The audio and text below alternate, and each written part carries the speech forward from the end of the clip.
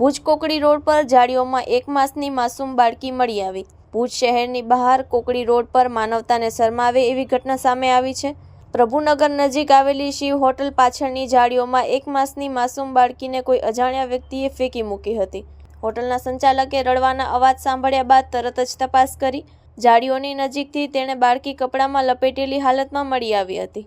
Hotel સંચાલકે તરત જ 112 emergency helpline પર ફોન કરીને પોલીસને જાણ કરી। જાણ થતાં જ પોલીસ ઘટના સ્થળે પહોંચી અને બાળકીને તાત્કાલિક કાબૂમાં લઈને ભુજની સરકારી હોસ્પિટલમાં સારવાર માટે ખસેડી હતી। તબીબી સૂત્રો અનુસાર હાલ બાળકીની તબિયત સ્થિર છે।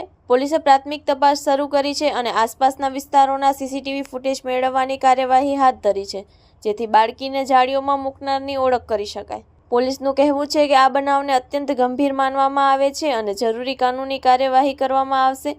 પોલીસે સ્થાનિક લોકોને અપીલ કરી છે કે જો કોઈને આ બનાવ અંગે માહિતી હોય તો તરત જ નજીકના પોલીસ સ્ટેશનમાં જાણ કરે। Report by Karan Vaghela, Bhuj.